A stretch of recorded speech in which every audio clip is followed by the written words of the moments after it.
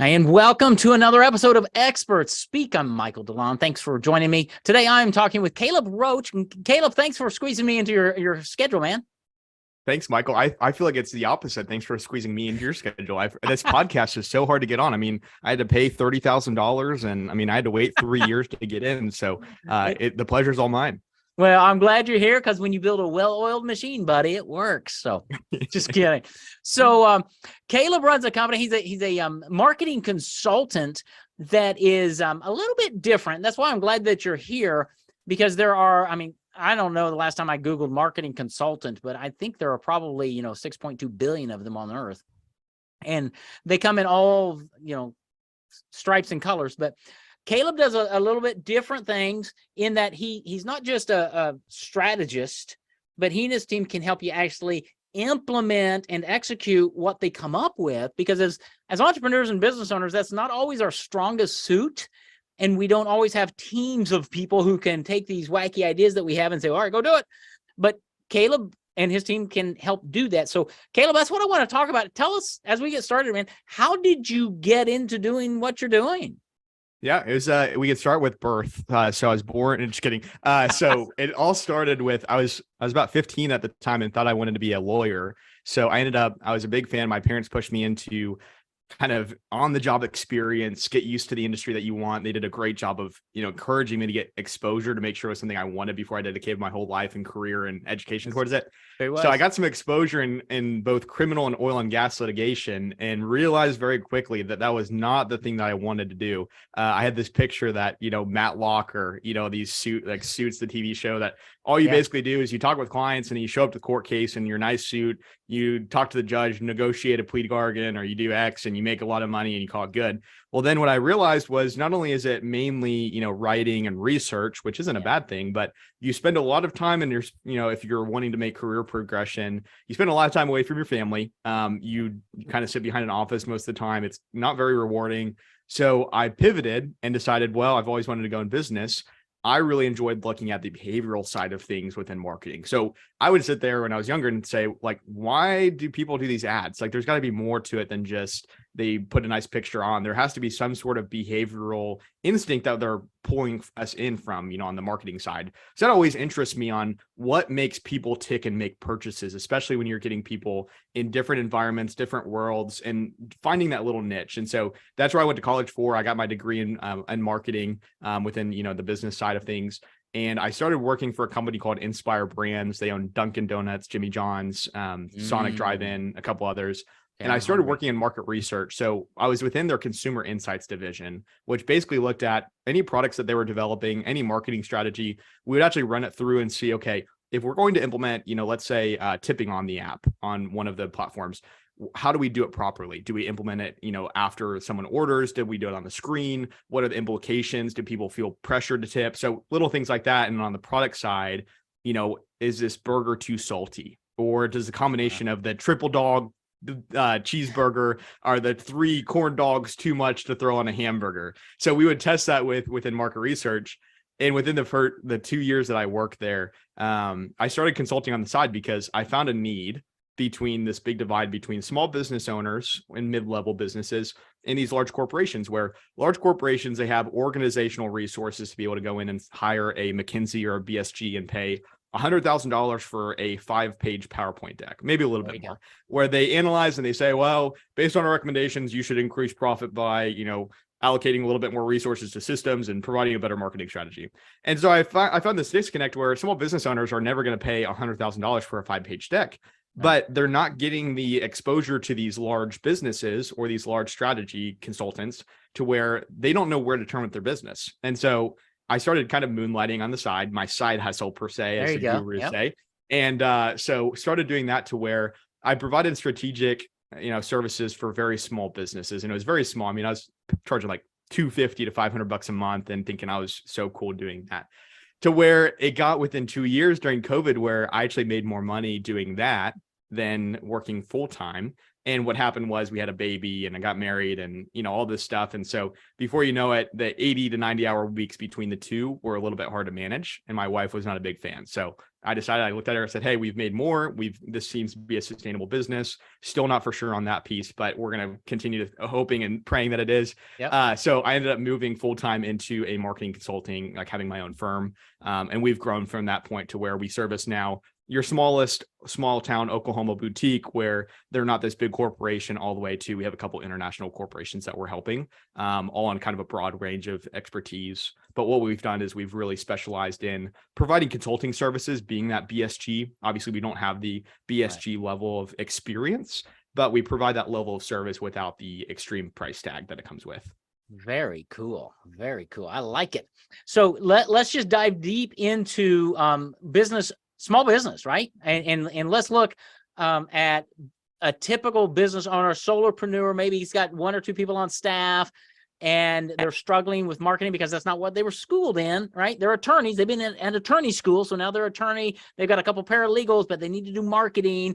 They reach out to you. What's kind of the process? What are you looking at with them?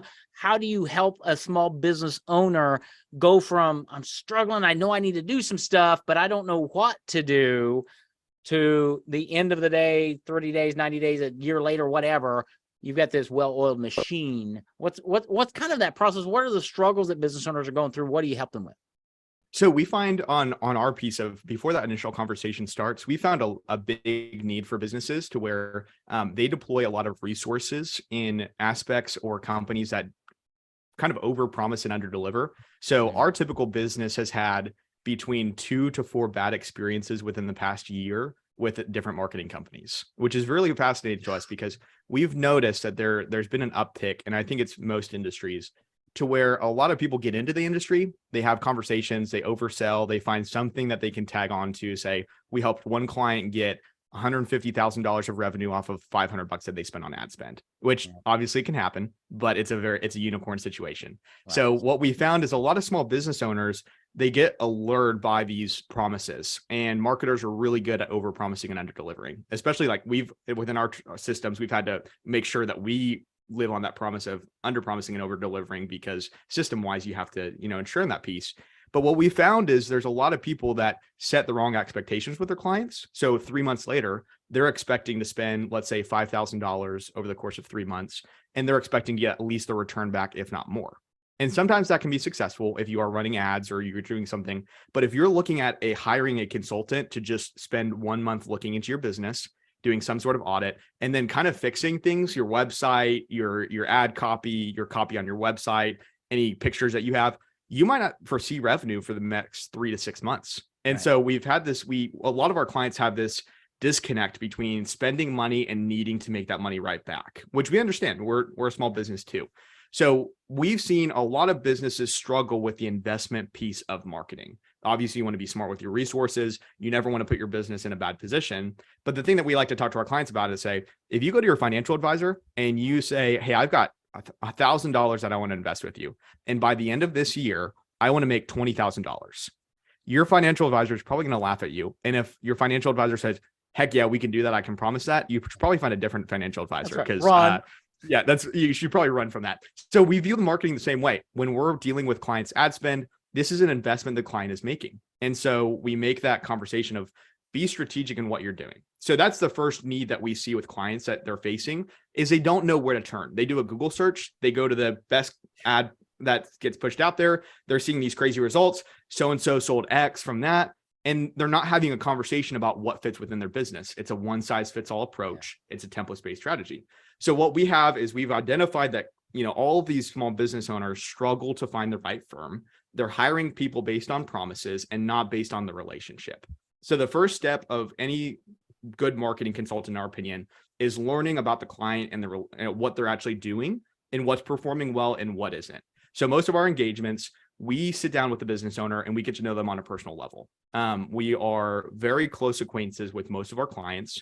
We spend a lot of time with them analyzing and asking questions. Why is this working in your opinion? What isn't? Because as business owners, we are very skewed in what's working and what's not. Something might look good from our perspective. Let's say an ad campaign. We're getting a lot of impressions. We're getting visibility. It's going great. Well, if your intent was brand exposure, great. You got market share. That's awesome. But if you're looking for converted leads to provide an ROI, impressions probably isn't the KPI that you want to rely on. Amen. So Great. one of the things that we talk about is, when you're looking at performing marketing or doing marketing within your small business, either you have to dedicate the time and resources internally if you don't have the resources to hire someone out, research and become a student of marketing. Understand, what platforms do I actually need to be on? Do you need to actually be on TikTok as a marketing consulting firm? Do you need to be on Twitter as a book publisher? Do you need to be on X? And not saying that you can't be on these platforms, Right. but if you're on a very limited budget, especially as most small businesses are, you want to allocate your resources properly. And so you want to identify where is going to be the best bang for your buck, and long-term, what's going to set you up for success in the long term. So maybe Facebook or, Instagram. So that's one of we could probably dive into like so many different things, but off of that, what do you see from like a small business owner perspective? What are you seeing as the hangups? Yeah, no, your number one was really good. 2 to 4 bad experiences with marketing companies and chasing that shiny object of that happened to them. That's what I want. They obviously have the purple pill that solves all my problems. And it's like, no, stop it, you idiot. Did I say that? Yeah, I can say it's my podcast. I can say things like that. Yep, you can say that. But small business owners, they're so starving for help in marketing that they're willing to take a poison pill thinking it's, a steak. And many times instead of a steak, it's a mistake. So it's really building that relationship, like you said, of taking the time to realize, your audience is everywhere. They're on TikTok, they're on Facebook, they're on LinkedIn, they're in direct mail, they're everywhere. That's a channel of marketing. What you really need is strategy, and to understand what's working, what's not, and what makes people tick, and what is your message, and how do you as a business need to go and present yourself to the public. That strategy, that takes conversation, right? And I think that's a lot of times what you're finding is why they had so many bad experiences is they're not engaging in conversations, they're engaging in programs of some nature. Is that it 100%? And one of the biggest things that we've seen is you have to view the agency relationship or the consulting relationship as a long-term investment. So it's not something that is a switch on like Facebook. Because if you think about it, the amount of time that someone spends, let's say you partner with us, we develop creative strategy, like our graphic designers are going to be different than a graphic designer that you meet at a local agency there in Arkansas, let's say. Yeah. So different design styles. So what we're building on a brand voice style, you want to make sure that aligns with past and previous work. And then if you make the investment to hire someone, obviously there's situations where you can't hang on too long. Hey, 2 years later, we haven't got a result from them, but we paid them $100,000. I hope, we pay this off one day. So there's something to be said about that, to where you have to think of it as a long-term investment. You don't go to financial advisor every month. You look at it as, hey, I'm giving them a year. Let's see year to date performance, what they've been able to perform. And on the marketing side, the brand voice, if you're continually switching 2 to 4 times a year, your social posts are going to be all over the place. Your blog posts are going to be all over the place. You might hire someone that's cheap out of a different country that creates SEO friendly blog posts, but then the style is going to be different than, let's say you hire an expert in the field and they write long form content. So there are so many different pieces to it, to where I think it's easy to view marketing as this something that, we can just turn on the switch and yep, that's great. But at the same time, it's not, because there's so many pieces to it that long-term wise and short-term, there are benefits and, things that can influence or go wrong. Yeah. So one of my marketing formulas that I talk about all the time is consistency over time. And you just nailed it there, that if you're hiring all these different people, if you're being the general contractor and trying to put it all together, you're not going to have that consistency of message, of brand, of feel, of everything. And that makes a difference, because people are looking online for you. They're going to your LinkedIn, they're going to your Facebook, they're going to your website. And if there's not consistency in the look, the feel, the message, and all that, it communicates before they ever reach out to schedule an appointment or take that next step. That's really, really important. But then, so if you get all that right, now it's consistency over time in your message, your delivery. And are you trying to be all things to all people? Or is it better to take your limited marketing dollars and put them into something that's going to give you a massive return, because you're reaching fewer people relentlessly and letting them spread your message? So it's all strategy that business owners aren't schooled in. And that's why somebody like Caleb and his team are really helpful. So that make sense? When it's one of those things too, we have to set the expectation. So let's say you use Calendly, let's say. So the calendar scheduling app, and we can't compare the price. I'll say that, a little caveat. We can't compare the price. So it's a little bit different budget wise. But let's say Calendly, you don't sit there every day and say, I've gotten 3 meetings last month, 4 meetings. So I'm paying $9 per appointment. That's kind of high. What you're doing is you're providing a great experience by allowing clients to book a meeting without having to email them back and forth, call. You're saving time. So for you, the money or time that you're saving is worth spending, that $10 a month on Calendly. So it's the same thing with marketing firms or with what you're doing in marketing. It's something that is long-term, that's your investment. So when you're looking at spending marketing dollars, whether it's advertising, whether it's a consulting fee, whatever it looks like, whether you're doing it internally or not, you need to budget that money out and have that ready to advance. Not be, I mean, again, certain situations, everyone has different situations that work, but don't. But if you're putting ad spend, and consulting fees on a credit card, and you're hoping to pay that off by the end of the month, or there's different aspects to that. And so one of the things that we recommend our clients doing, and again, every situation is different, is look at projecting that budget out and getting that money saved, or at least some sort of add that into your monthly budget, to where if you don't see a return on that and you're not able to pay your bill, this is not a big deal. This is projected, and you have some sort of ROI period where you look and say, what is the effectiveness of this? Is this worth continuing to do, where we're not wasting resources? But not month one looking and saying, well, we only did X because we didn't get an ROI. Because the amount of time from an agency's perspective that we've seen, you don't see what most agencies or what marketing sides put in. And so there's even a reason why established businesses that we've had working relationships with have an internal marketing director. They have a marketing team. They have a social media strategist. They have X, and they still hire an outside agency, because outside agencies have support or software that they might not have. And it's more cost effective to have the experts. So one of the things that I would say on the resonating a point that sticks is, when it comes to marketing, it's not about the return on dollar per month. It's what brand impacts are you making? Are people seeing a positive impact on your brand? Are they seeing you everywhere, to where that one time that they need your service, especially let's say a service industry where you're not going to get your HVAC replaced every year. It's going to be, let's say, every 4 years. If you're making those memorable brand impacts and you're spending, let's say, $250 over a 4-year term, it might seem expensive, but that $250 that you've spent making, let's say, 100 impressions on them, 300 impressions, 500, when they make that buying decision, they already have what company they're using in their mind, because you've made so many brand impacts. Yeah. So it's funny. People talk to me all the time about, SEO and Google ads, rank one ads, and all this stuff. And I always look at them and go, well, yeah, you can pay for all of that, or you can pay to put your name in somebody's mind long before they ever need you, so that when their need comes up, they don't go to Google and say air conditioning company, Oklahoma. They go John's air conditioning system or whatever, right? They type in Google your name, and guess who pops up, right? Yep. Same dollar spent, much higher return. But it's a different philosophy of marketing. And business owners, unfortunately, because they're not schooled in, because they don't think about it, because you and I mean, dude, you and I spend a lot of time thinking about marketing, reading books, going to conferences, listening to gurus, understanding marketing, just like the attorney spends all that time studying and doing, right? But so when you partner with somebody like Caleb and you say, okay, here's what I'm trying to make happen, what makes sense? You can have that dialogue back and forth and go, well, I think this strategy makes sense. Here's why. Here's what it's going to, here's the investment you're going to make. Here's the term. Here's what I expect us to see. Let's monitor it. Let's put in some good KPIs, and let me take this burden off of you, and we'll work together kind of as partners. How about that? Yep.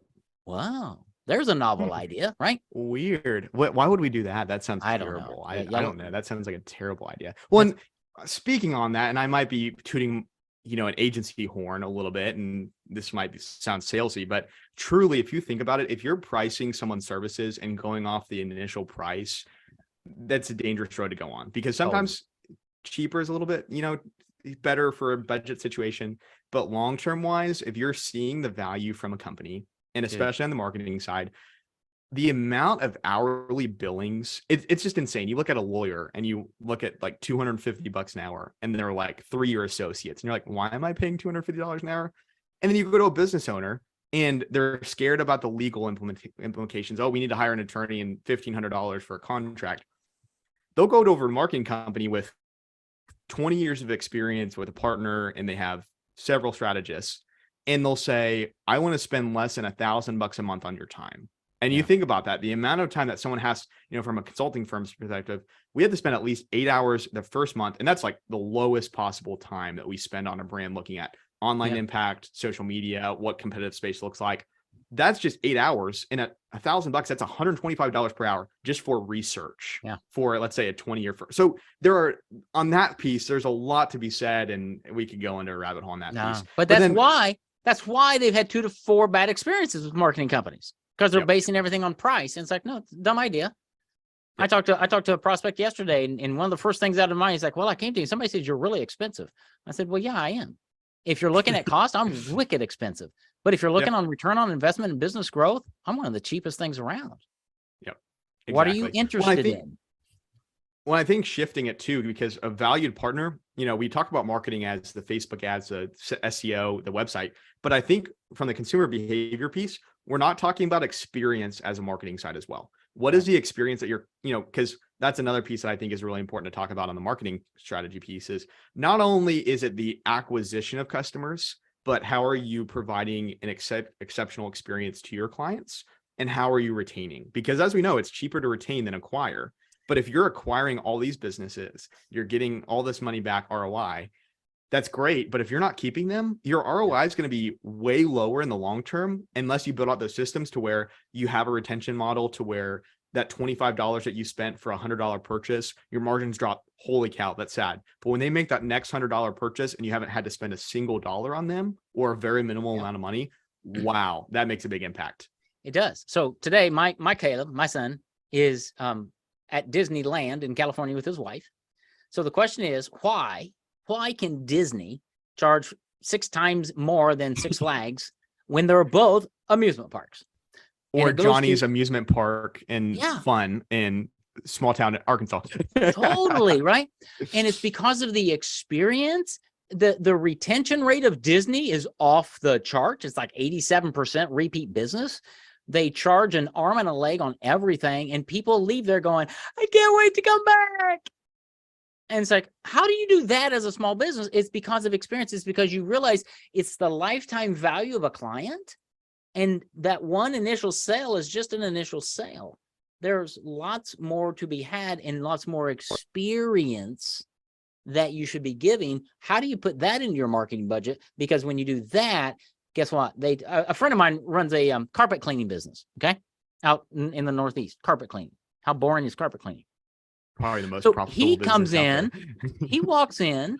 Before they walk into your house, they put down a little mat. They brush their feet off. They walk in. They have a little gift of cookies for Mrs. McGillicuddy, and they give her, and they say, we just appreciate you allowing us the opportunity to help you have a healthy, clean home.